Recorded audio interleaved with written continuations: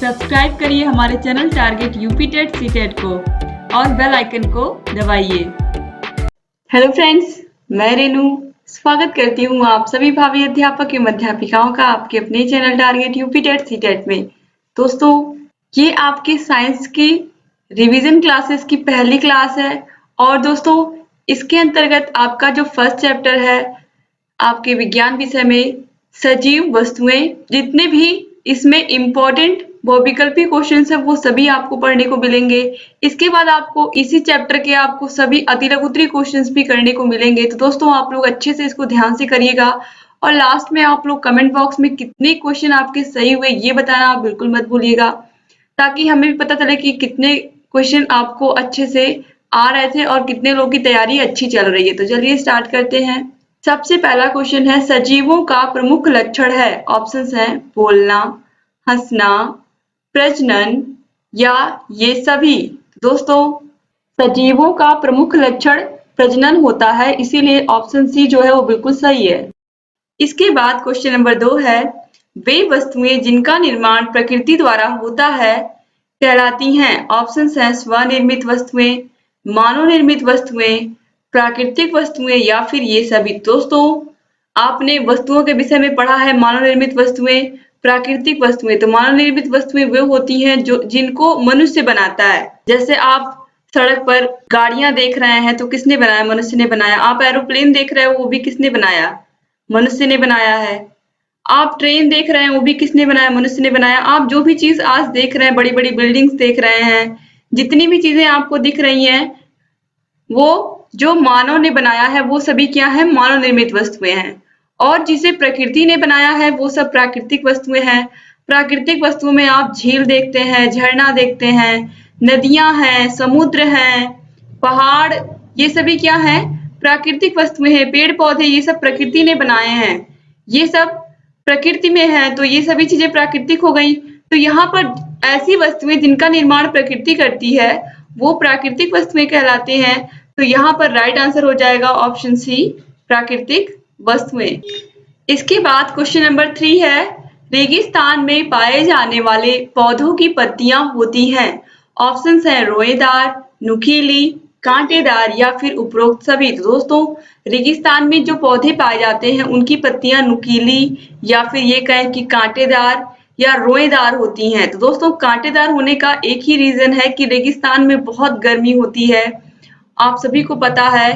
तो दोस्तों वहां पर पानी की कमी भी होती है, पानी ज्यादा नहीं होता है वहां पर, तो इस वजह से पानी अधिक नहीं मिल पाने की वजह से ये अपनी पत्तियों को क्या कर लेते हैं? कटीला बना लेते हैं या कांटेदार बना लेते हैं।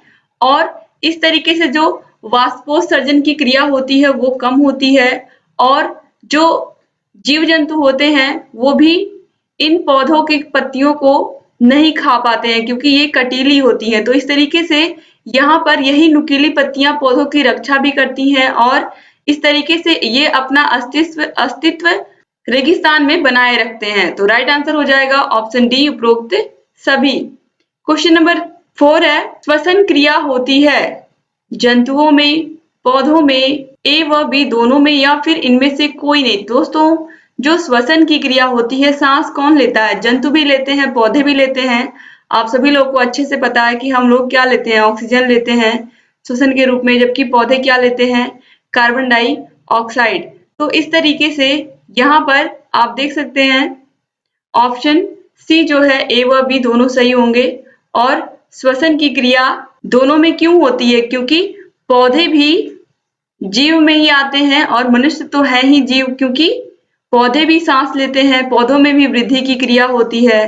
तो इस तरीके से यहाँ पर जो श्वसन की क्रिया होती है वो जंतुओं और पौधों दोनों में होती है। अब दोस्तों इसके बाद अगला क्वेश्चन देखते हैं हम। क्वेश्चन नंबर 5 है, सजीव वस्तुएं कहलाती हैं जो चलायमान नहीं होते, जो श्वसन क्रिया करती हैं। ऑप्शन सी है ए व बी दोनों में और डी है इनमें से कोई नहीं। दोस्तों सजीव वस्तुएं वो वस्तुएं होती हैं जिनमें श्वसन की क्रिया होती है, तो इसीलिए ऑप्शन बी जो है वो बिल्कुल सही है। इसके बाद क्वेश्चन नंबर 6 है, मनुष्य की श्वसन क्रिया में काम आने वाली गैस है। अभी मैंने आपको बताया कि मनुष्य ऑक्सीजन गैस को लेता है और कार्बन डाइऑक्साइड को बाहर छोड़ता है। तो यहाँ पर देखिए ऑप्शन डी जो है ऑक्सीजन, ये बिल्कुल सही है। इसके बाद दोस्तों क्वेश्चन नंबर 7 है, जिन वस्तुओं का निर्माण मानव अपनी बुद्धि एवं विवेक से करता है उसे कहते हैं। शुरू में ही मैंने क्वेश्चन में बताया है कि ऐसी वस्तुएं जिनका निर्माण प्रकृति करती है उनको हम प्राकृतिक वस्तुएं कहते हैं, और ऐसी वस्तुएं जिनको मानव बनाता है अपनी बुद्धि और अपने विवेक से, जो बड़ी बड़ी बिल्डिंग्स आज आप देख रहे हैं, गाड़ी मोटर, जितनी भी चीजें आप देख रहे हैं वो सभी चीजें मानव ने बनाई हैं। तो यहाँ पर जो राइट आंसर हो जाएगा वो है ऑप्शन ए, मानव निर्मित वस्तुएं। और प्राकृतिक वस्तुएं तो प्रकृति ने बनाई ही है, प्रकृति ने ही तो हमें सब कुछ दिया है, ये तो आप सभी को पता है। प्रकृति ने जो चीजें दी हैं उसी से तो मानव बहुत सारी चीजों को आज बना रहा है। आप कंकड़, पत्थर, बालू, ईंट, सब चीजें आप प्रकृति से ही तो ले रहे हैं, चाहे आप बड़ी बड़ी बिल्डिंग्स बना रहे हो या जो भी चीजें आप निर्माण कर रहे हैं जिन वस्तुओं का, चाहे वो गाड़ियां बनाने में लोहे का यूज हो, लोहा कहाँ से, खदानों से ही मिल रहा है। और कहीं ना कहीं प्रकृति ही हमें सब कुछ दे रही है, लेकिन उस प्रकृति से आप उन वस्तुओं को लेकर के जो चीजें आप खुद से निर्मित कर रहे हो वो चीजें हो जाती हैं मानव निर्मित वस्तुएं। तो यहाँ पर यही पूछा गया है क्वेश्चन में कि ऐसी वस्तुएं जिनका निर्माण मानव करता है अपनी बुद्धि और विवेक से, वो सभी होती हैं मानव निर्मित वस्तुएं। तो ऑप्शन ए बिल्कुल सही हो गया। इसके बाद क्वेश्चन नंबर 8 है, पृथ्वी पर पाए जाने वाले पदार्थों को विभाजित किया गया है। ऑप्शंस हैं सजीवों में, निर्जीवों में, मृतकों में या इन सभी रूपों में। तो दोस्तों पृथ्वी पर पाए जाने वाले पदार्थों को सजीव, निर्जीव और मृतकों में डिवाइड किया गया है। तो राइट आंसर हो जाएगा ऑप्शन डी, बिल्कुल सही है इनमें से सभी। इसके बाद दोस्तों अगला क्वेश्चन है क्वेश्चन नंबर 9, पौधों में भोजन का संचय होता है। बहुत अच्छा क्वेश्चन है दोस्तों। अब इसको मैं ट्रिक के माध्यम से आपको बता देती हूँ, आप कभी नहीं भूलेंगे। जाइलम द्वारा, फ्लोएम द्वारा, जड़ द्वारा या फिर पैलिसेड द्वारा। दोस्तों भोजन का संचय, पौधों में भोजन को इंग्लिश में क्या कहते हैं? फूड कहते हैं। फूड से आप याद रखिएगा, फूड, एफ से फूड, एफ से फ्लोएम। तो यहाँ पर देखिए फूड का संचय फ्लोएम करता है, फूड का संचय फ्लोएम, और जल का संचय जाइलम। जल मतलब पानी, यानी कि जल का संचय जाइलम करता है और भोजन का संचय या फूड का संचय फ्लोएम करता है। तो बस आपको इतना याद रखना है, एफ से फूड, एफ से फ्लोएम, और ज से जल, ज से जाइलम। ठीक है, तो अगर यहीं पर क्वेश्चन होता पौधों में जल का संचय होता है तो यहाँ पर जाइलम हो जाता सही से, ऑप्शन सही जाइलम होता। लेकिन यहाँ पर भोजन पूछा है, फूड पूछा है, फूड का संचय होता है, तो फूड का संचय होता है फ्लोएम में।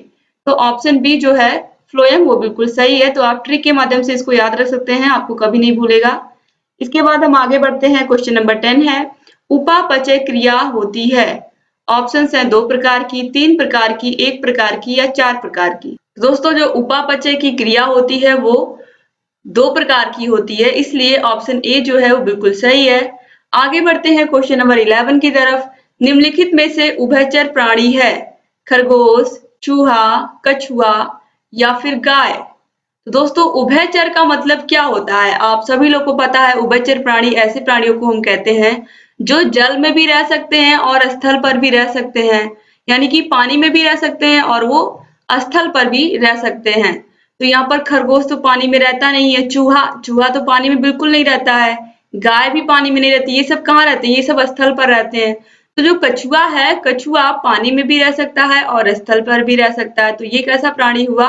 उभयचर प्राणी हुआ। इसके अलावा मेंढक भी ऐसे ही है, मेंढक स्थल पर भी रह सकता है, जल में भी रह सकता है, तो वो भी उभयचर प्राणी हो गया। तो राइट आंसर हो जाएगा ऑप्शन सी, कछुआ। इसके बाद क्वेश्चन नंबर 12 है, निम्नलिखित में से कौन सा मछली का अनुकूलन अंग नहीं है? ऑप्शंस हैं धारा रेखित शरीर, पंख, गलफड़े या फिर फेफड़ा। तो दोस्तों धारा रेखित शरीर मछलियों का होता है, धारियां होती हैं, आप सभी ने देखा है।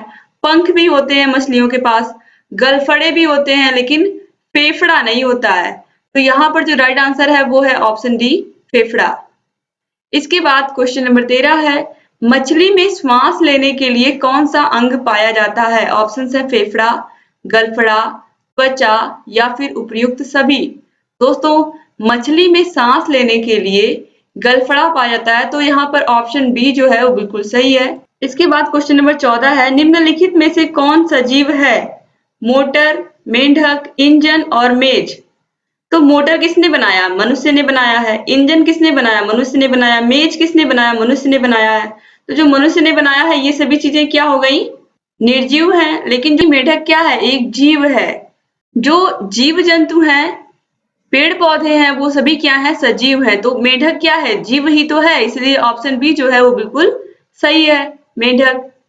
इसके बाद क्वेश्चन नंबर 15 है, जिराफ एक बार में पानी उपभोग कर सकता है। ऑप्शंस हैं 13 गैलन, 14 गैलन, 12 गैलन या फिर 11 गैलन। दोस्तों इसका आंसर आपको कमेंट बॉक्स में कमेंट करके हमें बताना है, क्योंकि हर एक वीडियो में मैं आपसे एक क्वेश्चन बोलती हूँ कि आप लोग उसका आंसर दीजिएगा। बाकी सबके आंसर मैंने दिए, एक का आपको देना है। और इसके बाद दोस्तों मैं कमेंट बॉक्स में ही इसका आंसर भी आपको बताऊंगी, तो आप लोग अधिक से अधिक लोग कमेंट बॉक्स में कमेंट करके मुझे बताइएगा, ठीक है। उम्मीद करती हूँ कि आपको ये पूरा इस चैप्टर के जितने भी क्वेश्चन थे आपको अच्छे लगे होंगे, और लगातार आप लोग ऐसे ही हमारे वीडियोस को देखते रहेंगे। तो दोस्तों एक बार फिर से आप सभी का बहुत बहुत धन्यवाद हमारे चैनल से जुड़े रहने के लिए, सभी वीडियोस को देखने के लिए। दोस्तों अगर अभी तक आपने जो हमने वीडियो बनाया था विज्ञान विषय को कैसे पढ़ें, अगर आपने नहीं देखा तो प्लीज आप लोग उस वीडियो को देख लीजिए। वो वीडियो बहुत ही इम्पोर्टेंट है।